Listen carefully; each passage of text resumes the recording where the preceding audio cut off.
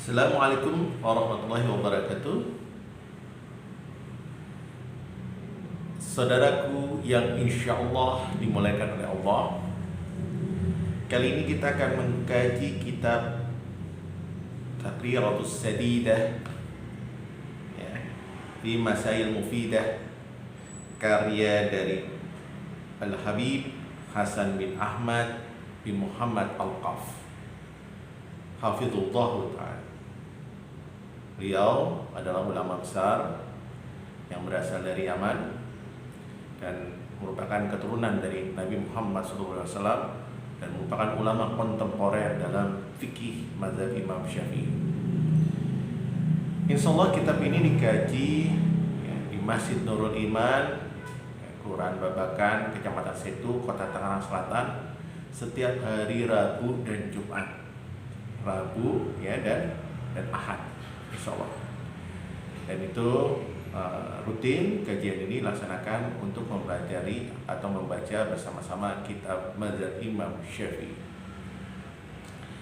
Saudaraku yang insya Allah dimuliakan Allah, kelebihan dari kitab ini daripada kitab-kitab lainnya adalah sebelum ya, berbicara tentang masalah fikih, beliau pengarang kitab ini yaitu Al-Habib Hasan bin Ahmad bin Muhammad ya, Al-Qaf itu menceritakan tentang mazhab Syafi'i itu sendiri, penjelasan tentang mazhab Imam Syafi'i, penyebar mazhab Imam Syafi'i ya, sampai kitab-kitab yang menjadi rujukan mazhab Imam Syafi'i diberitahukan dalam kitab ini dengan jelas, sehingga kita bisa merujuk kembali untuk mempelajari mazhab Imam Syafi'i secara utuh ya, secara utuh. Jadi bagi rekan-rekan yang ingin mempelajari kitab ini, monggo silahkan ya, tapi untuk ikut kajian bisa langsung datang setiap hari Rabu dan Ahad di Masjid Nurul Iman ya, Kampung Babakan, Puri Serpong ya, Setu, Kota Tangerang Selatan ya. Nah, kita bicara tentang pendahuluan bab ini. Beliau dalam awalannya ya, menceritakan tentang apa itu mazhab Imam Syafi'i. Yang pertama, sebagai pendiri mazhab, beliau bercerita ya, pendiri mazhab Imam Syafi'i itu namanya adalah Muhammad bin Idris Asy-Syafi'i Al-Mutallibi. Nasab beliau ya, nasab beliau yaitu Imam Syafi'i ini bertemu dengan Rasulullah SAW di kakek beliau yang bernama Abdul Manaf. Ya, jadi bertemu dengan kakeknya Nabi yaitu Abdul Manaf.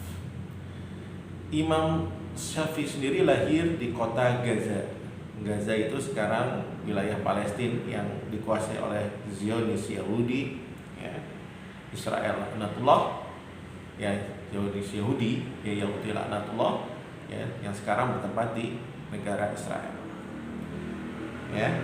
Jadi beliau lahir di Gaza tepatnya 150 Hijriah, bertepatan dengan kelahiran beliau meninggal juga pendiri mazhab Imam Abu Hanifah ya.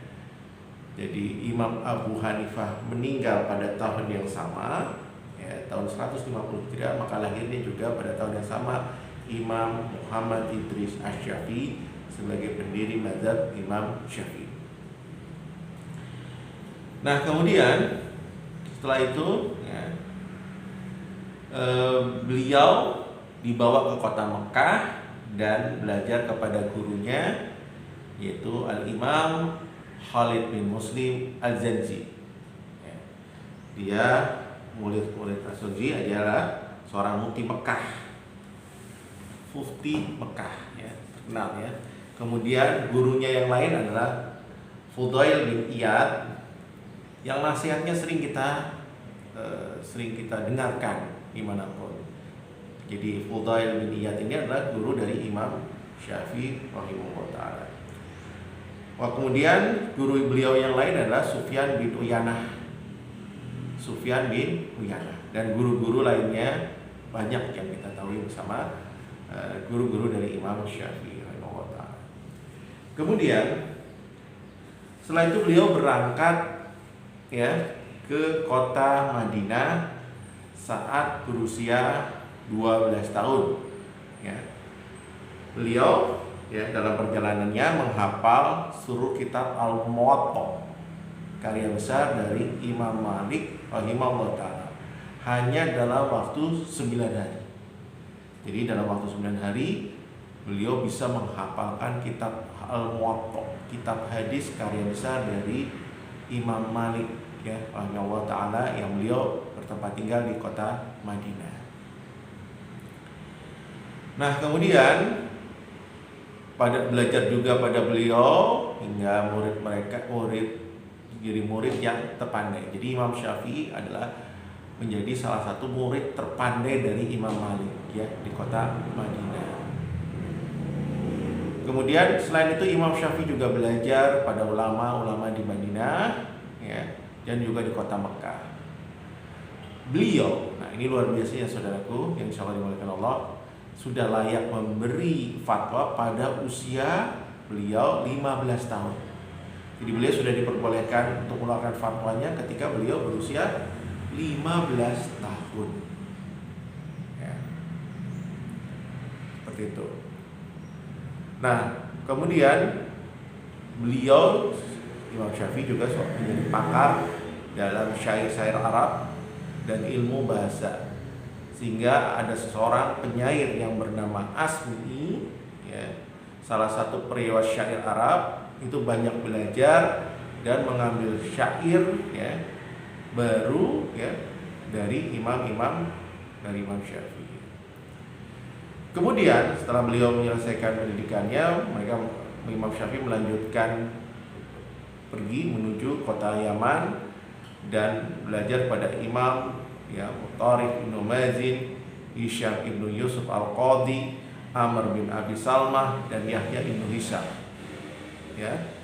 Lalu beliau pergi ke Irak dan belajar kepada Waqi ibnu Jarrah ya. Kemudian beliau juga belajar Muhammad bin Al-Hasan Asy-Syaibani, seorang murid dari Imam Abu Hanifah. Memang beliau diperintahkan langsung oleh Imam Malik setelah selesai menyelesaikan pendidikannya di Madinah, diminta juga untuk pergi ke kota Kufah atau di kota Syamrah ya, di wilayah Kufah, untuk belajar kepada seorang murid dari Imam Abu Hanifah yang bernama Muhammad bin Hasan Asy-Syaibani ya, seorang pakar ilmu ilmu fikih mazhab Imam Abu Hanifah. Kemudian selain itu beliau juga belajar kepada Imam Ahmad bin Usama, kemudian Ayyub bin Suhaid Ar-Ramli, Abdul Wahab bin Abdul Majid, dan Ismail bin Aliyah.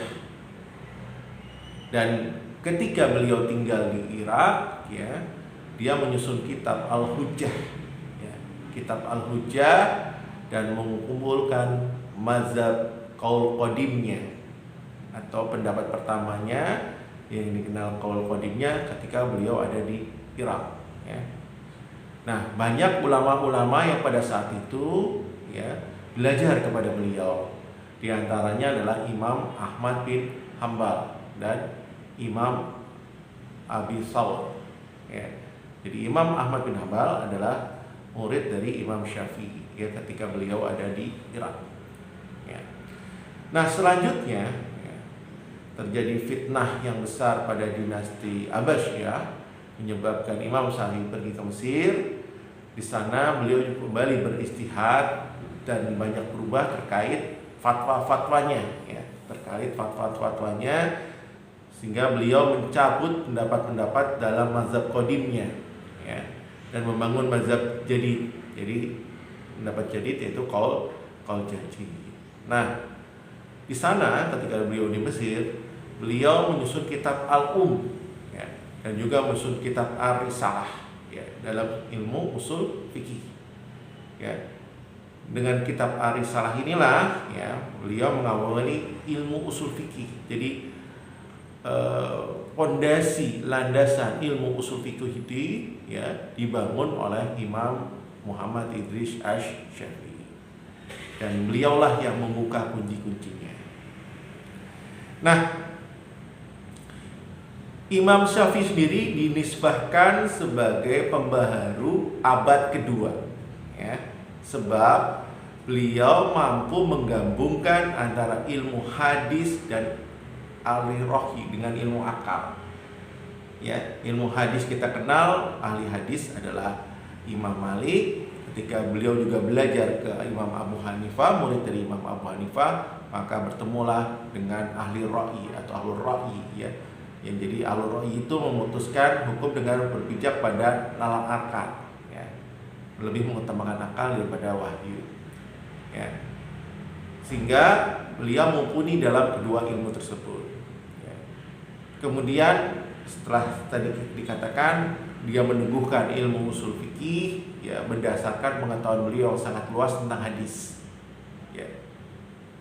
Ya, kemudian juga beliau mengupakan kaidah-kaidah ilmu ya, yang bagian dari ilmu usul fikih. Beliau juga ahli dalam Al-Quran dan ilmu-ilmunya, riwayat dan perawinya ya, sejarah, syair Arab ya, sastra dan juga bahasa ya. Beliau juga terkenal dengan kewaraannya ya, kewaraannya, takwa, dan mengetahui urusan duniawi yang hina. Dan beliau menjauhi sekali lagi urusan duniawi yang sangat hina. Kemudian kita tahu bersama beliau wafat pada tahun 204 Hijriah di kota Kairo, kota Mesir. Nah, kemudian ini ada pendapat dari Imam Ahmad berbicara tentang Imam Asy-Syafi'i ya.